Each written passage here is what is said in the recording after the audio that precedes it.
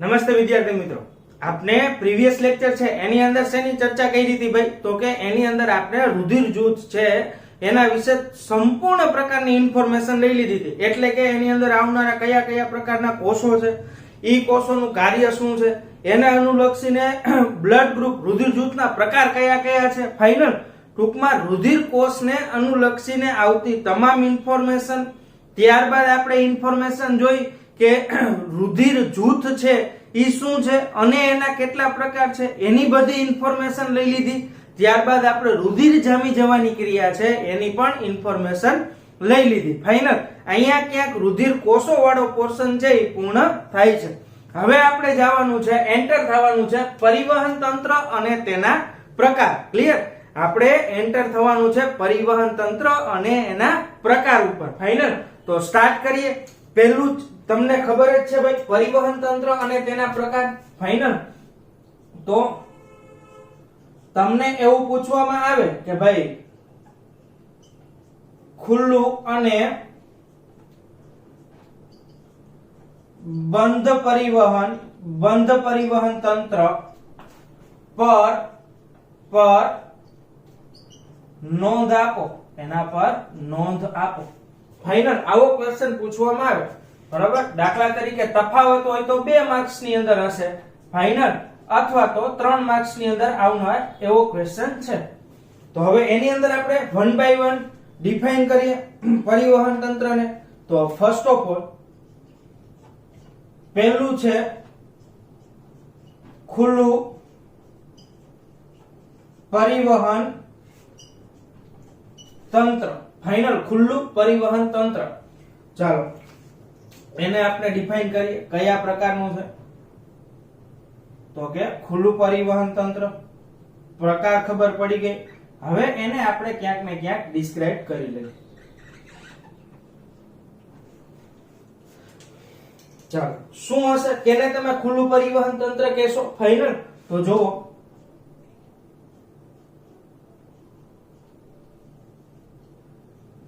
આમાં હૃદયમાંથી દબાણપૂર્વક પંપ થયેલ રુધિર એ મોટી રુધિરવાહિનીઓમાંથી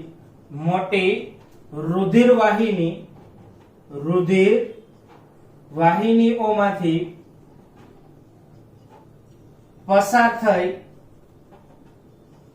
થઈ ક્યાં ખુલશે ભાઈ? તો કે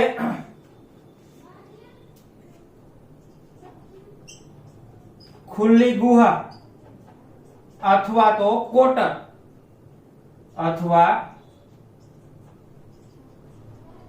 કોટર તરીકે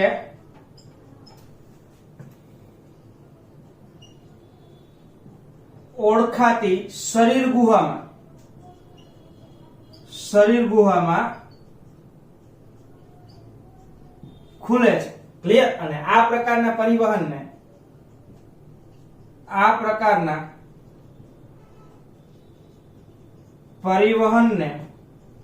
શું કહેવામાં આવે છે ભાઈ? તો કે એને તમે નામ આપો છો ખુલ્લું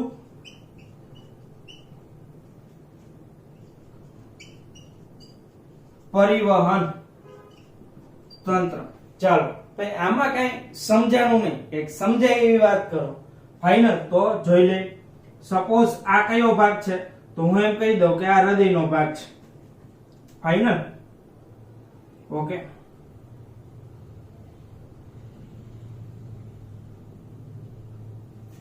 આવી રીતના કઈ પોર્શન છે.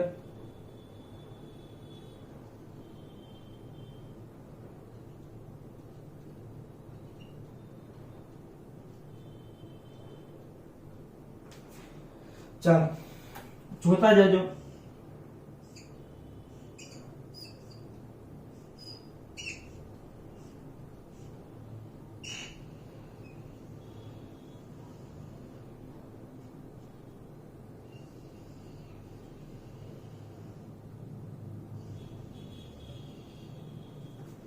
ચાલો આ ભાગ કયો થઈ જશે ભાઈ? તો તો કે આ ભાગ થઈ જશે હૃદયનો ભાગ. કયો ભાગ થઈ જશે ભાઈ? હૃદય. તો હું અહીં લખી નાખું છું. ફાઇનલ. ઓકે. હવે જોવો જી, હૃદયમાંથી રુધિર છે એ દબાણપૂર્વક ક્યાં જશે? હૃદયમાંથી દબાણપૂર્વક પંપ થયેલ રુધિર એ મોટી રુધિર વાહિનીઓ એટલે અહીંયા આવશે. આ બંને તરફની રુધિર વાહિનીઓ છે ત્યાં, અહીંયા અને અહીંયા, બંને તરફ. ફાઇનલ. ઓકે.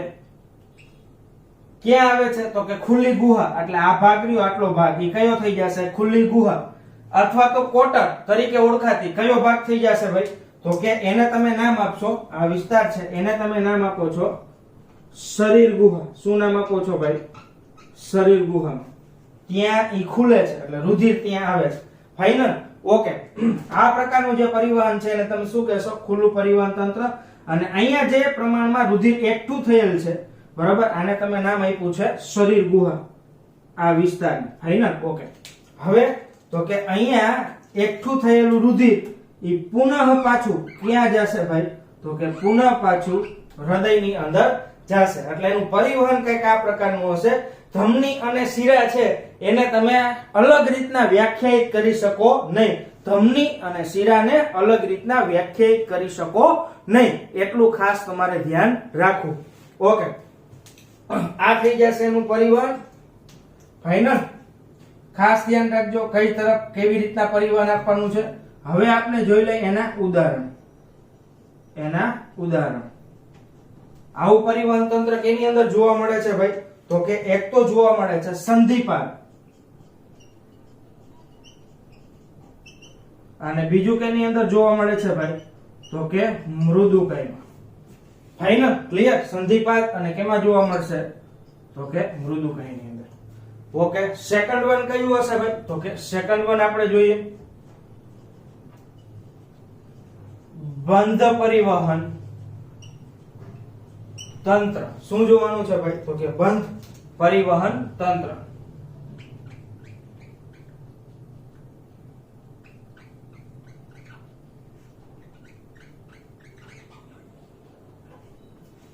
ઓકે.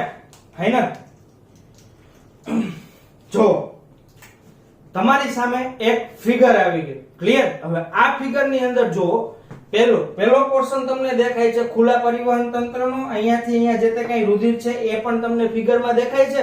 ક્લિયર. હવે નેક્સ્ટ જો જે બંધ પરિવહન તંત્ર છે તેમાં આ ભાગ રહ્યો, આ રુધિર વાહિનીનો ભાગ, એ કેવો થઈ ગયેલો હશે ભાઈ? તો કે બંધ, ક્લોઝ. ક્લિયર. કેવો થઈ ગયેલો હશે? બંધ. ક્લિયર એટલી વસ્તુ કે નહીં? ફાઇનલ. ઓકે. અને ત્યાં જો અહીંયા આપણે એવું કહ્યું હતું કે બંને જગ્યાએથી રુધિર શરીર ગુહામાં આવે છે. ત્યાં જો એક જગ્યાએથી આવશે વિવિધ અંગો તરફ, આ જે પેટ ભાગ છે ત્યાં, અને બીજી તરફની જે કઈ વાહિની છે ત્યાંથી પાછું ક્યાં વયું જશે ભાઈ? તો કે ત્યાંથી વયું જશે હૃદયની અંદર. ક્લિયર. આ પોર્શન છે ને તમે ક્લિયરલી મેન્શન અહીંયા કરેલું છે, જેને તમે જોઈ શકો છો. ફાઇનલ. તો બે વચ્ચેનો ડિફરન્સ તમને ખબર પડી ગયો. તો હવે અહીંયા હું લખું છું, અહીં હૃદય દ્વારા પંપ કરાયેલ રુધિર એ રુધિર વાહિનીઓના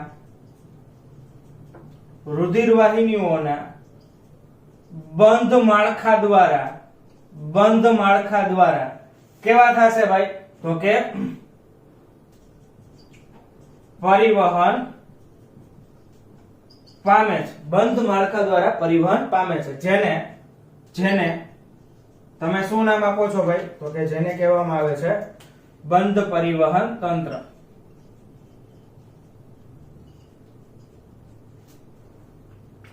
કહેવાય. ફાઇનલ. ચાલો. ઓકે. હવે આવા પરિવહન તંત્રનું નિયંત્રણ કરી શકાય છે. ક્લિયર? નિયંત્રણ અથવા તો તમે લખી શકો નિયમન. શું લખી શકો ભાઈ? તો કે એનું નિયમન. ક્લિયર? રેગ્યુલેટ કરી શકાય છે. આથી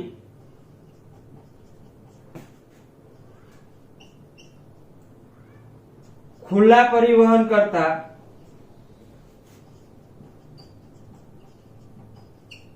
બંધ પરિવહન તંત્ર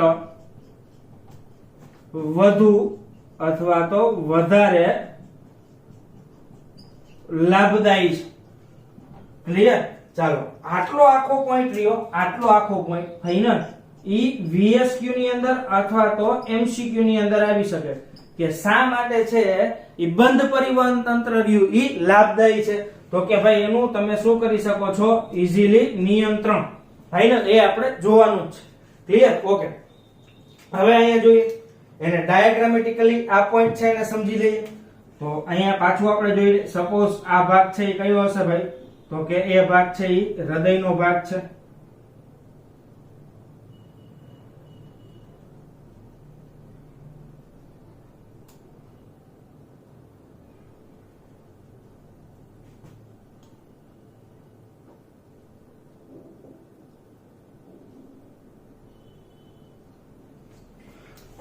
ઓકે, તો સ્ટેપ બાય સ્ટેપ આપણે આ પોર્શન છે એને સમજી લઈએ થોડો.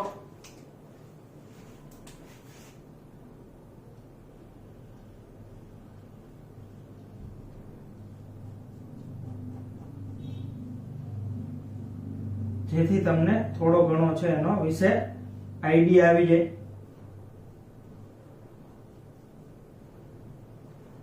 થાય ને? આ ટાઈપનું કંઈક આપણે માળખું જોઈએ.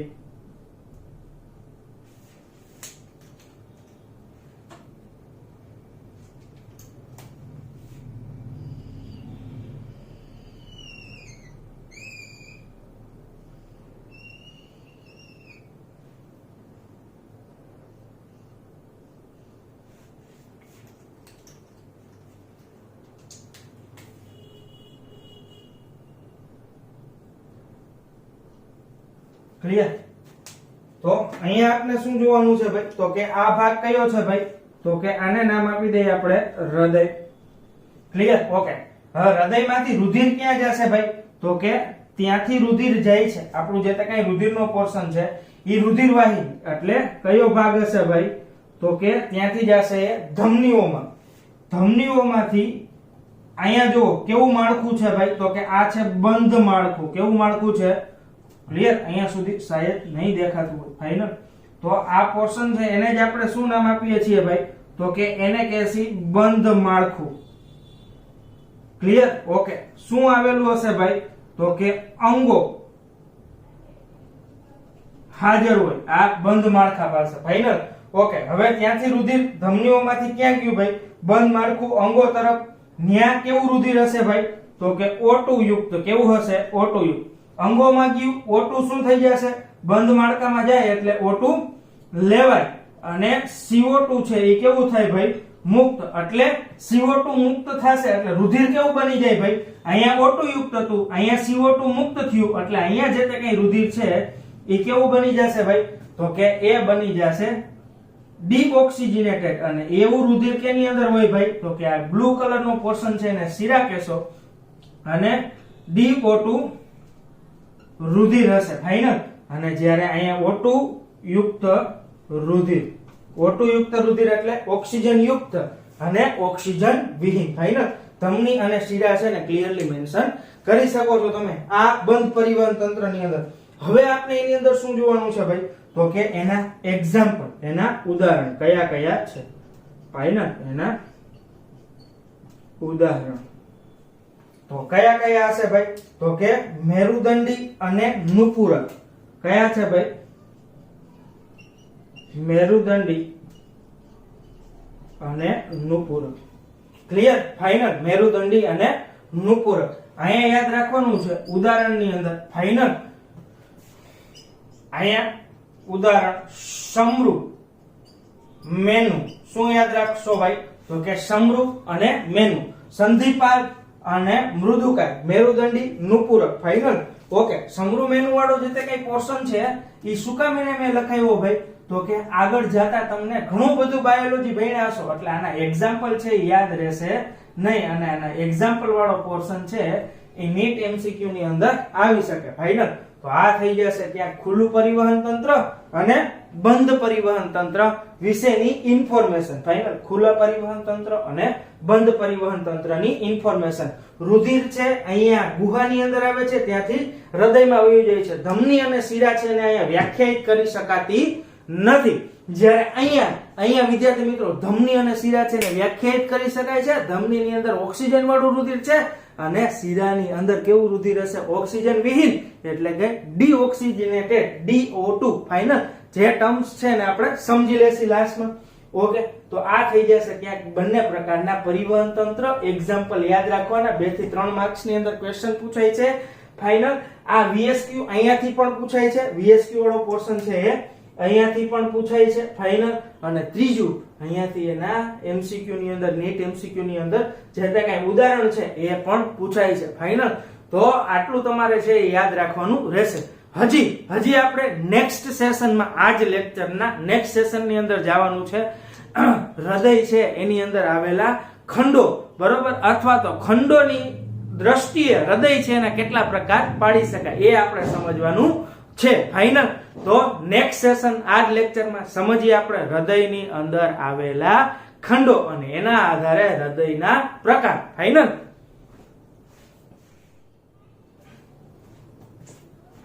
ઓકે, સ્ટાર્ટ કરી દઈએ આપણો પોર્શન ખંડોના આધારે હૃદયના પ્રકાર. ફાઇનલ. તો સ્ટાર્ટ ક્યાંથી કરશી ભાઈ? તો કે આપણને એટલી તો ખબર છે કે ભાઈ બધા જ પૃષ્ઠવંશીઓ એ શું ધરાવે છે ભાઈ? તો કે સ્નાયુવલ ખંડયુક્ત હૃદય ધરાવે છે. ફાઇનલ. ઓકે, તો હવે મેઇનલી જે આપણે જોવાનું છે એ કેટલા ખંડ છે એના આધારે હૃદય છે એને આપણે સમજી લઈએ. ફાઇનલ. તો ફર્સ્ટ ઓફ ઓલ આપણે જોવાનું છે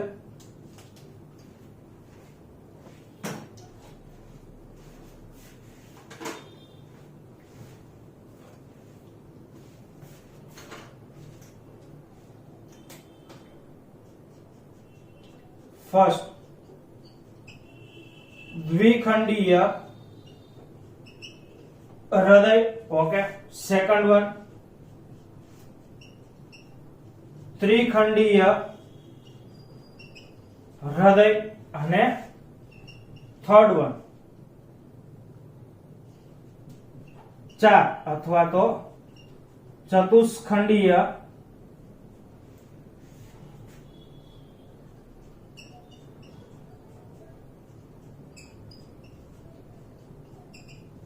હૃદય. ફાઇનલ. આપણે 2 ખંડ વાળું, 3 ખંડ વાળું અને 4 ખંડ યુક્ત જે તે કઈ હૃદય છે એના વિશે ઇન્ફોર્મેશન મેળવવાની છે.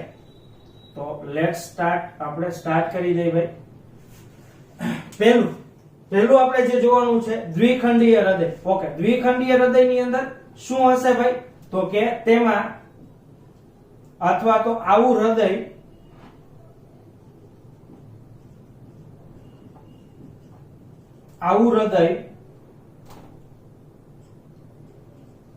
એક કર્ણક અને શું ધરાવે છે ભાઈ? તો કે એક ક્ષેપક ધરાવે છે. ઓકે.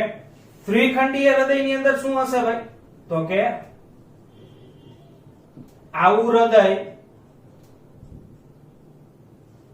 2 કર્ણકો અને એક ક્ષેપક ધરાવે છે.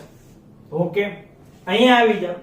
4 ખંડીય હૃદયની અંદર શું આવશે ભાઈ? તો કે આવું હૃદય શું હશે ભાઈ એની પાસે? તો કે 2 કર્ણકો અને શું હાજર હશે ભાઈ? તો કે 2 ક્ષેપકો ધરાવે છે. ફાઇનલ. અહીંયા જો દ્વિખંડીય 1 કર્ણક 1 ક્ષેપક, ત્રિખંડીય 2 કર્ણક 1 ક્ષેપક, ચાર ખંડીય ચતુષ્ખંડીય ની અંદર બે કર્ણકો અને બે ક્ષેપકો હાજર હોય છે. ફાઇનલ. ઓકે, હવે એની અંદર જોવાનું છે આપણે એક્ઝામ્પલ. ફાઇનલ. ઉદાહરણ. આવું હૃદય છે એ કેની અંદર હાજર હશે ભાઈ? તો કે એના ઉદાહરણની આપણે અંદર લખવાનું છે મત્સ્ય. ફાઇનલ. મત્સ્ય ની અંદર જોવા મળે છે. પછી અહીંયા ત્રિખંડીય હૃદય છે એ કેની અંદર જોવા મળે છે ભાઈ? તો કે એ જોવા મળે છે ઉભયજીવી અને કેની અંદર ભાઈ? તો કે સરીસૃપમાં.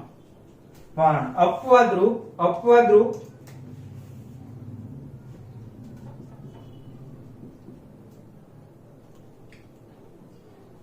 અપવાદ મગર સરીસૃપ. ફાઇનલ. મગર છે સરીસૃપ એની અંદર ત્રિખંડીય હૃદય જોવા મળતું નથી. ઓકે, ચાર ખંડીય છે તો એની અંદર પણ આપણે શું જોવાનું છે ભાઈ? તો કે એની અંદર ઉદાહરણ ત્રણ ઉદાહરણ છે. કયા ભાઈ? તો કે એક તો અહીંયા જે અપવાદ છે એ જ આવી જશે. કયું આવી જશે ભાઈ? તો કે મગર. બીજું એની અંદર ઉદાહરણ કયું આવે છે ભાઈ? તો કે પક્ષીઓ એટલે કે વિહંગ. ફાઇનલ. અને ત્રીજું ઉદાહરણ છે એની અંદર સસ્તન. Okay, clear? તો આ વાત થઈ ગઈ શેના વિશે ભાઈ? તો કે અહીંયા આપણે વાત કરી એના એક્ઝામ્પલ, કેટલા ટોટલ ખંડો છે, બરાબર, એના વિશે. તો ત્રિખંડીય અને ચતુષ્ખંડીય ની અંદર આપણે આટલું જોયું. ચાલો હવે 1 by 1 છે એની અંદર થતું પરિવહન છે. આ બધા હૃદયની અંદર થતા પરિવહન છે એને શું નામ આપી શકાય એના વિશે આપણે સમજવાનું છે. ફાઇનલ. તો અહીંયા થઈ જશે એના એક્ઝામ્પલ. ચાલો ફરીથી આનું એક્ઝામ્પલ હું લખી દઉં છું. ફાઇનલ.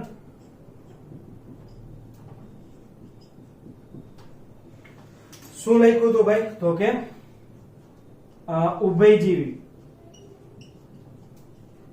અને બીજું એક્ઝામ્પલ કયું હતું? સરીસૃપ. સરીસૃપમાં અપવાદ સ્વરૂપે શું હતું ભાઈ? તો કે એના અપવાદની અંદર મગર. એના અપવાદની અંદર આપણે શું જોયું હતું? મગર. ઓકે, તો આટલા પોઈન્ટ છે એ ક્યાંક આપણે જોયા. હવે નેક્સ્ટ જે જોવાનું છે આપણે એની અંદર થતું પરિવહન કયા પ્રકારનું છે? ફાઇનલ. એની અંદર થતું પરિવહન દ્વિખંડી હૃદય મત્સ્યની અંદર જોવા મળે છે તો એનું પરિવહન જોજો અહીંયા ધ્યાનથી. ફાઇનલ. દાખલા તરીકે આ એનો કયો ભાગ છે ભાઈ? તો કે એક ખંડ છે એનું કર્ણ. ફાઇનલ. બીજો એનો ખંડ કયો છે ભાઈ? તો કે બીજો એનો ખંડ છે ક્ષેપક. ચાલો આ થઈ જશે એનો કયો ભાગ ભાઈ? તો કે એના હૃદયનો ભાગ. હવે ક્ષેપકમાંથી રુધિર છે એ બહાર નીકળે છે, પણ કેવું રુધિર છે વિદ્યાર્થી મિત્રો? તો કે ઓક્સિજન વિહીન. કેવું હશે ભાઈ? ઓક્સિજન વિહીન. તો જો હું અહીંયા લખું છું ઓક્સિજન વિહીન, એટલે એના માટે તમારે લખવાનું ડીઓક્સિજનેટેડ નો ડી અને અહીંયા O2. ક્લિયર? ઓકે, બીજું તમારે શું યાદ રાખવાનું? હવે હું એમ લખું કે ઓક્સિજન યુક્ત. હવે હું અહીંયા લખું છું ઓક્સિજન યુક્ત. તો ઓક્સિજન યુક્ત માટે તમારે શું લખવાનું ભાઈ? O2. ફાઇનલ. આવા બે વર્ડ છે એ તમારે યાદ રાખવાના રહેશે. ફાઇનલ. Okay, next. ક્ષેપકમાંથી કેવું રુધિર નીકળે છે ભાઈ? તો કે ક્ષેપકમાંથી બહાર નીકળતું રુધિર છે ડીઓક્સિજનેટેડ એટલે કે ઓક્સિજન વિહીન. ઓકે, ઈ કઈ જગ્યાએ જશે ભાઈ? તો કે એ જશે એના શરીરમાં હાજર મત્સ્ય છે એટલે તમને ખબર જ છે કે એની અંદર શું હાજર હશે ભાઈ? તો કે એની અંદર હાજર હશે ઝાલર. કયો ભાગ હશે ભાઈ હાજર? તો કે ઝાલરનો ભાગ. ફાઇનલ. ઓકે, ઝાલર દ્વારા શું થશે? તો કે આ જગ્યાએ ઝાલરમાંથી CO2 છે એ મુક્ત થશે અને O2 છે એ પ્રવેશી જાય છે. ઓકે, એટલા માટે હવે રુધિર છે એ કેવું બની જાય છે ભાઈ? તો કે હવે રુધિર છે એ ઓક્સિજન આવવાને લીધે કેવું બની ગયું ભાઈ? તો કે O2 યુક્ત. કેવું બનશે ભાઈ? O2 યુક્ત. રુધિર. શું કામ એને? તો કે અહીં ઝાલર છે એ ડીઓક્સિજનેટ રુધિરને કેમાં ફેરવે છે? ઓક્સિજનેટેડ રુધિરની અંદર ફેરવે છે. ઝાલર DO2 રુધિર ડીઓક્સિજનેટેડ રુધિરને O2 રુધિરમાં ફેરવે છે. ચાલો તો અહીંયા સુધી આપણે એરો આપી દઈએ. ફાઇનલ. હવે ત્યાંથી રુધિર છે એ ક્યાં જશે ભાઈ? તો કે શરીરના વિવિધ ખંડોમાં અથવા તો શરીરના વિવિધ ભાગમાં. શરીરના વિવિધ ભાગોની અંદર રુધિર જશે. ઓકે ચાલો અહીંયા રુધિર પહોંચી ગયું. હવે શરીરના વિવિધ ભાગોની અંદર કઈ પ્રક્રિયા થશે ભાઈ? તો કે અહીંયા શરીરના વિવિધ ભાગમાં O2 શું થશે ભાઈ? તો કે O2 મેળવાય અને CO2 કેવો થશે ભાઈ? તો કે અને CO2 મુક્ત થાય. ફાઇનલ. O2 કેવું થઈ ગયું? મેળવાઈ ગયું. અને CO2 કેવું થઈ ગયું છે ભાઈ? તો કે મુક્ત થાય છે. ઓકે રુધિરની અંદર CO2 મુક્ત થાય તો પાછું રુધિર કેવું થઈ જશે? તો કે પુનઃ રુધિરનો ભાગ છે એ કેવો થઈ જશે ભાઈ? તો કે એ થઈ જશે ડીઓક્સિજનેટેડ, એટલે કે ઓક્સિજન તો વપરાઈ ગયું, O2 મેળવાઈ ગયું, CO2 મુક્ત થયું છે. એટલે હવે અહીંયા જે રુધિર છે એ રુધિર પાછું કેવું હશે ભાઈ? તો કે DO2 એટલે કે ઓક્સિજન વિહીન વાળું હશે. ફાઇનલ. ઓકે આવું ઓક્સિજન વાળું વિહીન રુધિર ક્યાં પહોંચ્યું ભાઈ? તો કે કર્ણકમાં. અને કર્ણકમાંથી ક્યાં ગયું? ક્ષેપકમાં. DO2. ઓકે અહીંયા તો DO2 લખેલું જ છે. ફાઇનલ. તો અહીંયા તમારે યાદ રાખવાનું કે સમગ્ર હૃદયમાં કેવું રુધિર હશે? ડીઓક્સિજનેટેડ રુધિર. ક્વેશ્ચન ધ્યાનથી જોજો. સમગ્ર હૃદયની અંદર કેવું હશે ભાઈ? ડીઓક્સિજનેટેડ રુધિર હાજર હશે. બરાબર. તો હું અહીંયા ક્વેશ્ચન લખી નાખું છું. સમગ્ર હૃદયમાં કેવું રુધિર હાજર છે? DO2 રુધિર. ફાઇનલ. આ ભૂલાય નહીં. અને આવું છે ક્યાંક એનું પરિવહન. ફાઇનલ. આવું છે ક્યાંક એનું પરિવહન. ફાઇનલ. આ રીતના કંઈક પરિવહન પામે છે. ફાઇનલ. તો દેખાઈ રહ્યું છે નીચે સુધીનો પોર્શન. Okay done. ફાઇનલ. તો આ ટાઈપનું એનું પરિવહન. હવે આપણે સમજીએ ત્રિખંડીય હૃદયની અંદર કેવું પરિવહન છે. બે કર્ણકો અને એક શું આવેલું છે એની અંદર ભાઈ? તો કે એક છે ક્ષેપક. તો પહેલા હું અહીં લખી નાખું એના હૃદયનો ભાગ. બરાબર. આ ભાગ છે કર્ણકનો ભાગ, જેને આપણે કહેશું જમણું કર્ણક. શું કહેશું ભાઈ? જમણું કર્ણક. ઓકે. ત્યાર પછીનો જે તે કઈ પોર્શન છે એને આપણે શું નામ આપીએ છીએ ભાઈ? તો કે એને કહેશી આપણે ડાબું કર્ણક. ઓકે. ત્યાર પછીનો જે તે કઈ પોર્શન છે એને આપણે શું નામ આપીએ છીએ ભાઈ? તો કે એને નામ આપીએ આપણે ક્ષેપક. શું નામ આપીએ છીએ ભાઈ? તો કે એને નામ આપીએ છીએ આપણે ક્ષેપક. ક્લિયર? જમણું કર્ણક, ડાબું કર્ણક અને ક્ષેપક. આ થઈ ગયો એનો કયો ભાગ ભાઈ? તો કે હૃદયનો ભાગ. ઓકે. ડાબા કર્ણકની અંદર શું આવશે? તો કે ડાબા કર્ણકમાં 3 જગ્યાએ છે. કેટલી જગ્યાએથી ભાઈ? તો કે 3 જગ્યાએ. કઈ કઈ ભાઈ? તો કે એક તો હશે લંગ્સ એટલે કે ફેફસા. ક્લિયર? બીજું હશે ચામડી એટલે તમે એને શું નામ આપો છો? સ્કિન. શું નામ આપશો ભાઈ? ત્વચા. ચામડી અથવા તો ત્વચા. ફાઇનલ. અને ત્રીજો જે તે કઈ પોર્શન છે એ પાછો કયું લખવાનું ભાઈ? તો કે ઝાલર. આ ત્રણેયમાંથી કેવું રુધિર આવે છે ભાઈ? તો કે O2 યુક્ત રુધિર. આ ત્રણેયમાંથી કેવું રુધિર આવશે ભાઈ? તો કે O2 યુક્ત રુધિર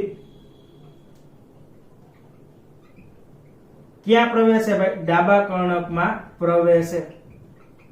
ચાલો એનું કામ પૂરું. બાકીના શરીરના અન્ય અંગોમાંથી કેવું રુધિર ભાઈ? તો કે ઓક્સિજન વિહીન, O2 વિહીન. શું કહેશો? ડીઓક્સિજનેટેડ રુધિર. ફાઇનલ. એ ક્યાં પ્રવેશે ભાઈ? જમણા કર્ણકમાં પ્રવેશે. ઓકે. એક તરફ કેવું હશે? ઓક્સિજન વાળું રુધિર છે. અહીંયા કેવું રુધિર છે? O2 યુક્ત રુધિર. સોરી, જમણા કર્ણકમાં કેવું રુધિર છે? ડીઓક્સિજનેટેડ રુધિર છે. અને અહીંયા કેવું રુધિર છે ભાઈ? તો કે ઓક્સિજનેટેડ રુધિર છે. ઓકે, આ બંને જગ્યાનું રુધિર છે એ ક્યાં આવે છે ભાઈ? તો કે ક્ષેપકની અંદર. ઓકે, તો ક્ષેપકમાં કેવું રુધિર હશે ભાઈ? તો કે ક્ષેપકમાં મિશ્ર રુધિર જોવા મળે. કેવું રુધિર હશે ભાઈ? મિશ્ર રુધિર. એટલે શું કહેશો ભાઈ? O2 DO2 રુધિર. એટલે ઓક્સિજન પ્લસ ડીઓક્સિજનેટેડ રુધિર. હવે આ ક્ષેપકમાંથી રુધિર ક્યાં જશે ભાઈ? તો કે શરીરના વિવિધ અંગોમાં. ક્યાં જશે ભાઈ? તો કે ત્યાંથી જશે શરીરના વિવિધ અંગોમાં. ફાઇનલ. એનો મતલબ એવો કે તેના સમગ્ર શરીરમાં કેવું રુધિર પરિવહન પામે છે? તો કે સમગ્ર શરીરમાં મિશ્ર રુધિર પરિવહન પામે છે. ફાઇનલ. તો આટલી વસ્તુ છે એ તમારે યાદ રાખવાની છે.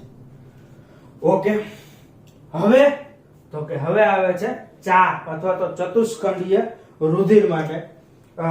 ચતુષ્કંડીય હૃદય માટે આપણે વાત કરી. શું હશે? બે કર્ણકો અને બે ક્ષેપકો છે. Okay,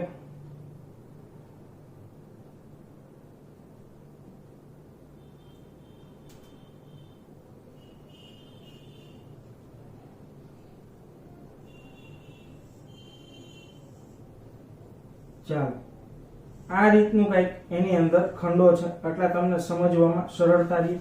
final. હવે અહીંયા જોતા જઈએ. આ ભાગ છે ને આપણે નામ આપીએ છીએ જમણું કર્ણક, આને નામ આપીએ છીએ આપણે ડાબું કર્ણક.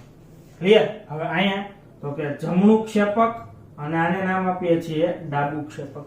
હવે અહીંયા જુઓ, ડાબા કર્ણકની અંદર રુધિર કેવું આવે છે ભાઈ? તો કે ડાબા કર્ણકની અંદર O2 યુક્ત રુધિર આવે.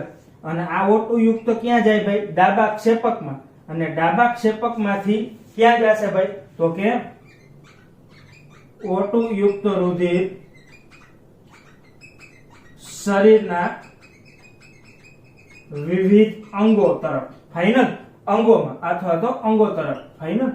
ઓકે, અહીંયા જો, અહીંયા હવે શું થશે? તો કે જમણા કર્ણકની અંદર રુધિર કેવું આવે ભાઈ? તો કે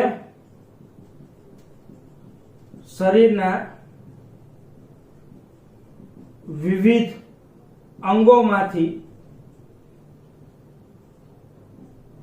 ડીઓક્સિજનેટેડ રુધિર છે એ ક્યાં આવે? જમણા કર્ણકમાં. ત્યાંથી ક્યાં જશે ભાઈ? તો કે જમણા ક્ષેપકમાં.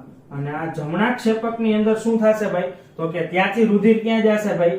તો કે આવું ડીઓક્સિજનેટેડ રુધિર એ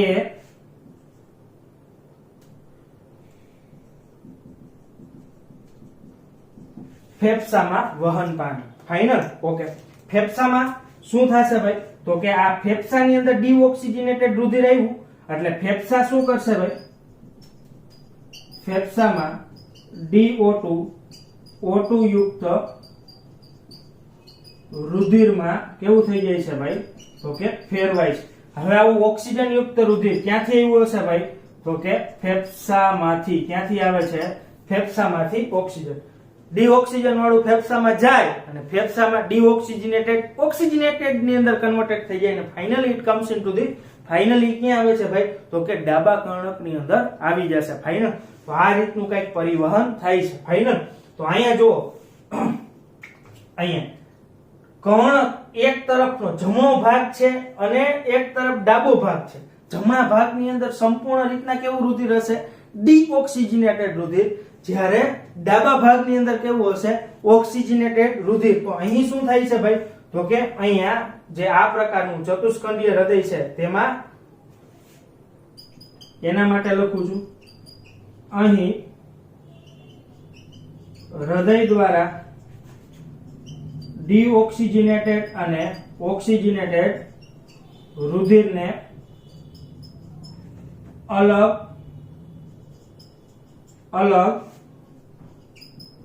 રખાય છે. ફાઇનલ. અહીંયા હૃદય દ્વારા ડીઓક્સિજનેટેડ અને ઓક્સિજનેટેડ રુધિરને અલગ રખાય છે. ફાઇનલ. ઓકે, ચાલો હવે આપણો મેઇન પોર્શન. અહીંયા જે પોઈન્ટ્સ લખવાનો છે, અહીંયા એક પોઈન્ટ આવશે અને અહીંયા પણ એક પોઈન્ટ આવે છે, એ હું અહીંયા લખું છું. અહીંયા જે આખું પરિવહન તમે જોયું, એ પરિવહનને તમે શું નામ આપશો ભાઈ? તો કે આવા પરિવહનને તમારે નામ આપવાનું છે, આવા જે પરિવહન છે તેને શું નામ અપાય છે? તો કે આવા પરિવહનને એકલ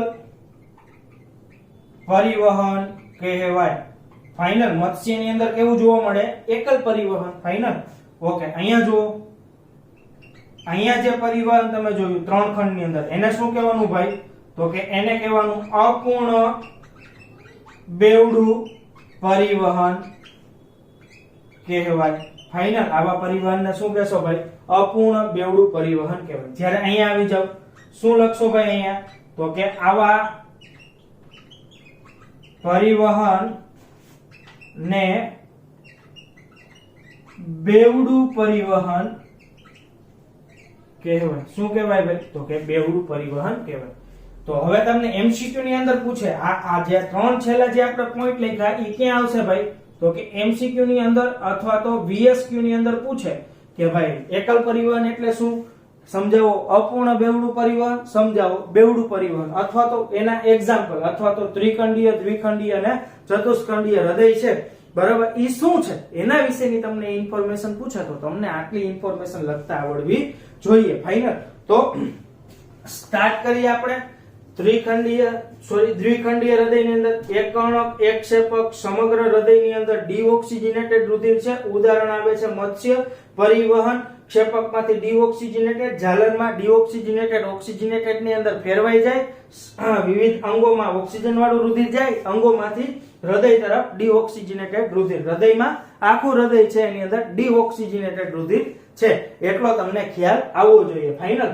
પછીનો જે તે કઈ પોર્શન છે ત્રિખંડીય, 2 કર્ણક, એક ક્ષેપક છે. ઉદાહરણ ઉભયજીવી સરીસૃપ, અપવાદની અંદર સરીસૃપ મગર. અપૂર્ણ બેવડું પરિવહન એટલે શું? તો કે જમણા કર્ણકની અંદર ડીઓક્સિજનેટેડ રુધિર આવે છે, ડાબા કર્ણકની અંદર ઓક્સિજનેટેડ રુધિર, ક્ષેપકમાં મિશ્ર રુધિર, સમગ્ર શરીરમાં મિશ્ર રુધિર વહન પામે છે. આને તમે શું કહેશો? તો કે અપૂર્ણ બેવડું પરિવહન. અહીંયા હૃદય છે એ ડીઓક્સિજનેટેડ ઓક્સિજનેટેડ રુધિરને અલગ પાડી શકતો નથી, જ્યારે અહીંયા ચતુષ્ખંડીય ની અંદર ડીઓક્સિજનેટેડ અને ઓક્સિજનેટેડ રુધિર છે એ કેવું થઈ જાય છે? અલગ થઈ જાય છે. ફાઇનલ. ઓકે, તો એમાં કઈક આ રીતનું પરિવહન છે અને ચતુષ્ખંડીય વાળો જે તે કઈ પોર્શન છે એનું જો આપણું આખું ચેપ્ટર છે એને જ આપણે ડિટેલ ની અંદર સમજવાનું છે કે આ પરિવહન કઈ રીતના થાય છે. ફાઇનલ. તો ફિલહાલ આ લેક્ચર છે એને આપણે અહીંયા સુધી રાખીએ છીએ. આઈ હોપ કે તમને આ લેક્ચર છે એ સરસ રીતના સમજાઈ ગયો હશે. ફાઇનલી લેક્ચરને અહીંયા સુધી રાખીએ છીએ. Thank you very much.